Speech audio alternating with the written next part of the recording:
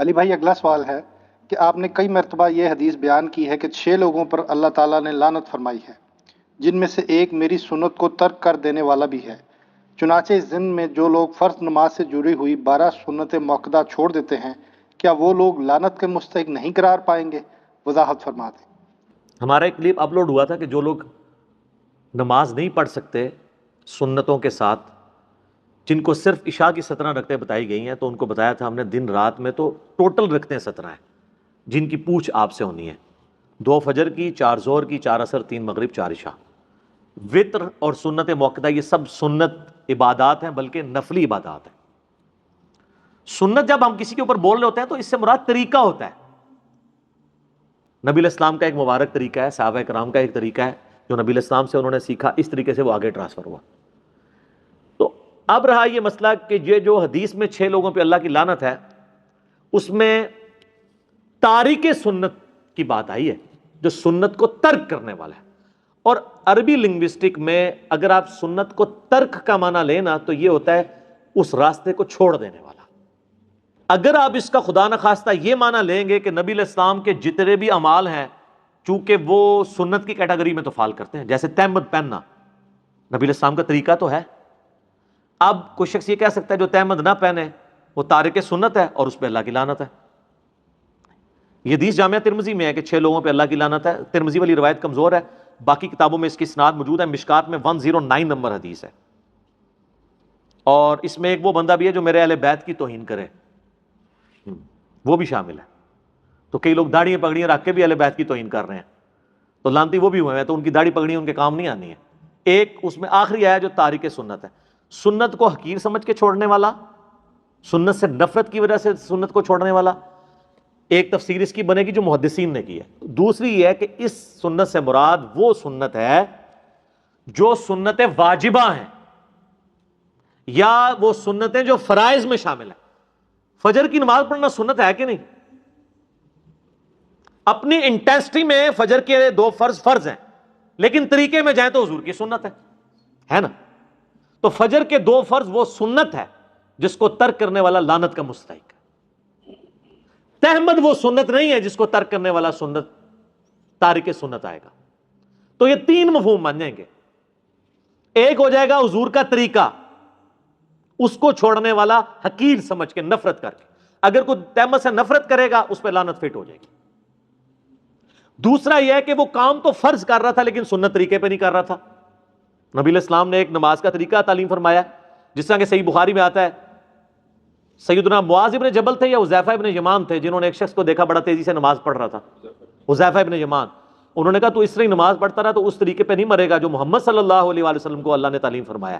نماز تو وہ پڑھ رہا تھا لیکن حضور کی طرح وہ سجدے اور رکوع نہیں کر رہا تھا۔ مسند احمد میں حدیث ہے سب سے برا چور وہ ہے جو نماز کا چور ہو، جو رکوع اور سجدے صحیح نہ کرتا ہو، یعنی ٹھونگے مارتا ہو، صحیح طریقے سے کمر نہ سیدھی کرتا ہو۔ تو دوسرا مفہوم یہ ہو گیا۔ نمبر 1 مفہوم کیا ہوا؟ سنت سے نفرت کرنے والا۔ نمبر 2، کام تو فرض کر رہا تھا لیکن سنت طریقے پہ نہیں کر رہا تھا، غلط طریقے پہ کر رہا ہے۔ ایک بندہ نماز میں ہاتھ سر پہ باندھنا شروع کر دے تو نماز تو وہ پڑھ رہا ہے لیکن سنت طریقے پہ نہیں، یہ کمر پہ باندھ لے۔ اور نمبر 3، ایسی سنت چھوڑنے والا جو سنت فرض تھی، چاہے حقیر سمجھ کے چھوڑا یا بغیر حقیر کے۔ ایک بندہ کہ میں نماز کو حقیر تو نہیں سمجھتا لیکن سستی کی وجہ سے نہیں پڑھتا، وہ بھی لعنتی ہے۔ صحیح مسلم میں حدیث ہے جس نے بندے کے کفر اور اسلام کے درمیان فرق کیا ہے؟ نماز۔ جامعہ ترمذی میں حدیث ہے جس نے جان بوجھ کے نماز چھوڑی گویا اس نے کفر کیا، من ترک الصلاۃ متعمدا فقد کفر۔ جامعہ ترمذی میں شقیق تابعی کا قول ہے کہ صحابہ کرام تارک نماز کے سوا کسی اور کے اوپر کفر کا فتویٰ نہیں لگاتے تھے، اور کفر کا فتویٰ تو قرآن میں آیا ہے، وَأَقِیمُوا الصَّلَاةَ وَلَا تَکُونُوا مِنَ الْمُشْرِکِینَ، سورہ الروم میں، نماز کو قائم رکھو اور مشرکین میں سے نہ ہو جاؤ۔ تو 3 طرح سے لوگ سنت کے حوالے سے لعنت کے مستحق ہوں گے۔ نمبر 1، کسی سنت سے نفرت کی وجہ سے چھوڑ دیں، حقیر سمجھ کے۔ پگڑی کوئی نہیں باندھتا، تارک سنت ہے، لعنتی نہیں ہوگا۔ ہاں اگر وہ پگڑی سے نفرت کرے گا تو اب وہ لعنتی ہو گیا۔ ویسے نہیں باندھتا ٹھیک ہے، حضور نے اسے سنت واجبہ ڈکلیئر نہیں کیا۔ سنت کو حقیر سمجھ کے چھوڑنے والا۔ دوسرا، فرض کام کر رہا تھا لیکن سنت طریقے پہ نہیں کر رہا تھا، وہ بھی لعنت کا مستحق۔ اور نمبر 3 وہ سنتیں جو حضور نے فرض کے طور پہ تعلیم فرمائی ہیں، دین میں ضروری جاری کی ہیں، اور اس کے چھوڑنے پہ وعید بتائی ہے، اس کو چھوڑنے والا بھی لعنتی ہوگا۔ اب آ جائیں یہ فرض کی جو 12 سنتیں ہیں، کس ضعیف حدیث کے اندر صحیح تو آئی نہیں ہے یہ 12 سنتیں چھوڑنے والے کے اوپر حضور کی کوئی وعید موجود ہے؟ ہاں، اس کا تو اسلوب بھی بالکل ڈیفرنٹ ہے، بخاری و مسلم دونوں میں موجود ہے۔ نبی علیہ السلام نے فرمایا جو فرض کے سوا 12 رکھتے قائم رکھے گا، اللہ تعالیٰ اسے جنت میں محل عطا فرمائے گا۔ یہ ہے فضیلت۔ وعید بتائیں کدھر ہے؟ وعید ہم آپ کو بتاتے ہیں۔ ہاں جی جناب، اب آ جائیں آپ اس مثال کی طرف کہ کون سی ایسی سنتیں ہیں کہ جن کو ترک کرنے والا لعنت کا مستحق ہوگا۔ وہ سنتیں ہیں جن کے اوپر تاکید کی گئی ہے کہ یہ سنتیں واجب کے درجے میں، جس میں مسلمان مردوں کے لیے ٹاپ آف دا لسٹ داڑھی کی سنت ہے، کیونکہ اس کی اصل اور جڑ موجود ہے سورۃ النساء آیت نمبر 119 میں کہ شیطان نے کہا تھا وَلَآمُرَنَّهُمْ فَلَيُغَيِّرُنَّ خَلْقَ اللَّهِ، اے اللہ میں تیری مخلوق کو ابھاروں گا کہ وہ تیری بنائی ہوئی تخلیق کو بدلیں گے۔ یعنی اللہ نے بنایا اس کو مرد، لیکن وہ عورت بننے کی کوشش کرے، کیونکہ عورت کی تو داڑھی نہیں اللہ نے اگائی، مرد کی اڑائی ہے۔ لہٰذا یہ جو داڑھی اگی ہوئی ہے اللہ کی طرف سے مرد کے لیے، اس کو ریموو کرنا اللہ کی طرف سے بنائی ہوئی تخلیق کو بدلنا ہے۔ لیکن یاد رکھیے گا بعض چیزیں جو تخلیق بدلنے والی ہیں وہ سنت میں اور فطرت میں داخل ہیں، جس طرح ختنہ کروانا، مونچھیں پست کرنا، داڑھی بڑھانا، مسلم شریف میں آتا ہے۔ بخاری مسلم میں تو جو متفق علیہ حدیث ہے اس میں تو مونچھیں پست کرنا، زیر ناف بالوں کو صاف کرنا، ناخنوں کو کاٹنا، بغلوں کے بال کو کھیڑنا یا کاٹنا اور مونچھوں کو پست کرنا۔ اب ختنے میں بھی آپ تخلیق کو بدل رہے ہوتے ہیں، لیکن وہاں پہ اس کو بدلنا سنت ہے۔ داڑھی کے کیس میں وہ پھر دوسری چیز آ جائے گی کہ مرد کو اللہ نے داڑھی دی ہے، آپ اس کو بدل دیں، عورت کو اللہ نے داڑھی نہیں دی ہے۔ اسی لیے کہا جاتا ہے کہ عورت کے اگر داڑھی کے بال نکل بھی ہیں تو وہ بال ریموو کر سکتی ہے، داڑھی کے آئی بروز نہیں کر سکتی۔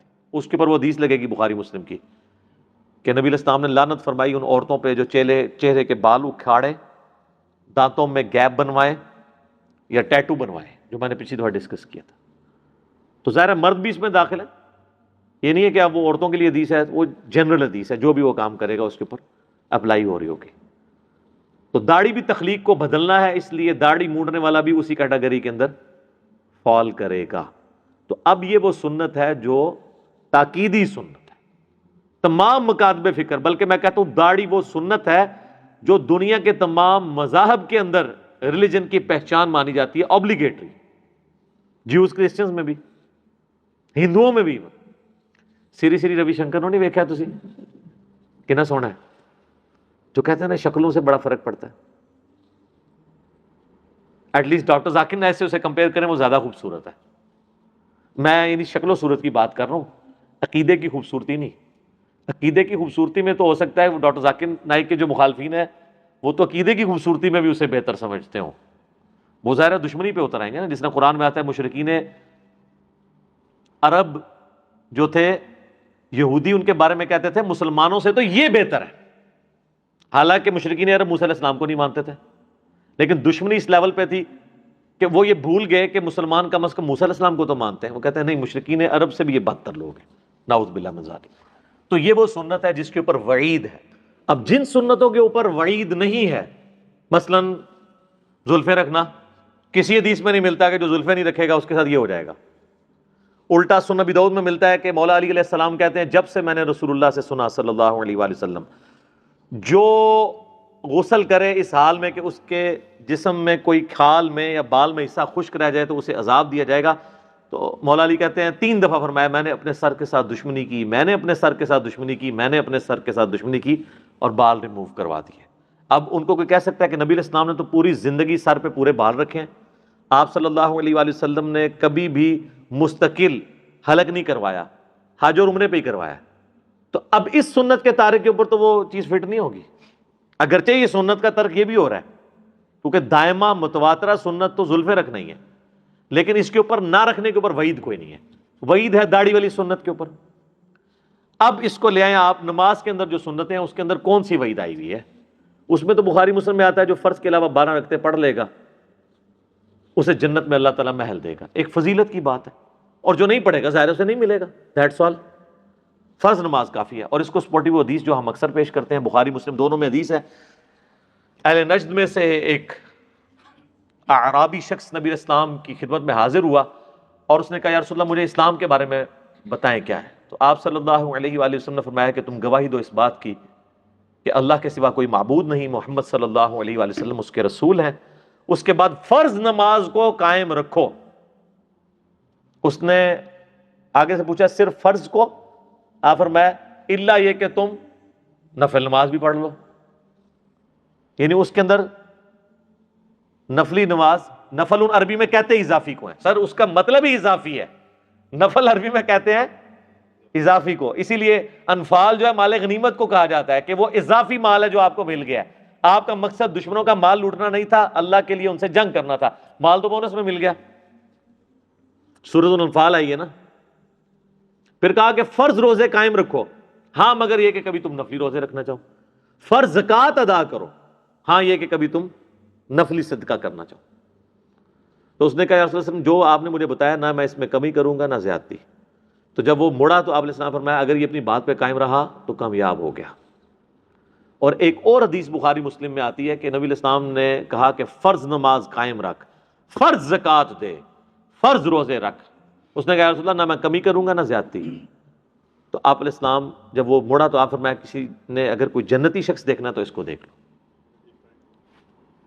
تو فرض نماز تھی. فرض نماز تو وہی ہے جسے عموماً فرض نماز کہا جاتا ہے. اب انہوں جو رکھتے ہیں جوڑی ہوئی ہیں ساتھ, پھر اس میں مؤکدہ بھی ہیں غیر مؤکدہ بھی ہیں. کتنی ہیں یہ بھی فقہ کی ٹرم میں, عربی میں دو ہی چیزیں ہیں حدیث کی ٹرم میں, فرض نماز اور نفل نماز. نفل ان اضافی, فرض وہ. نفل ان میں اب آپ کی سنت مؤکدہ بھی ہے غیر مؤکدہ بھی ہے. واجب جس کو یہ کہہ رہے ہیں وتر, وہ بھی جو ہے وہ سنت مؤکدہ میں. سنن دارمی میں, سنن کبریٰ البیہقی میں, باقی کتابوں میں موجود ہے مولا علی کا قول کہ وتر سنت ہے سنت ہے سنت ہے لیکن انہیں مت چھوڑو. یعنی سنت یعنی حضور کا طریقہ تو ہے, اور اس اعتبار سے وہ کہہ رہے ہیں یہ سنت کی کیٹیگری میں فال کرتا ہے اپنی انٹینسٹی کے مطابق, تو اسے مت چھوڑنا. لیکن اسے مت چھوڑو مراد یہ کہ فرض تو نہیں ہے لیکن یہ تاکیدی سنت ہے, اس پہ عمل کر لو. بعید پھر بھی کوئی نہیں. تو لہٰذا جو سنت مؤکدہ تاکید کی گئی سنتیں ہیں, ہماری کوشش ہوتی ہے ہم اسے پڑھیں. کبھی کبھار کبھی کوئی علمی مصروفیت کی وجہ سے چھوڑنی پڑ جائیں یا کبھی سفر کی وجہ سے, وہ ایک علیحدہ چیز ہے. ادروائز عموماً کوشش ہوتی ہے کہ سنتیں بھی پڑھی جائیں. لیکن اگر کوئی چھوڑ بھی دیتا ہے اس کے اوپر کوئی وعید نہیں ہے, کوئی وہ حرام کا مرتکب نہیں ہے, وہ کوئی لعنت کا مرتکب نہیں ہے.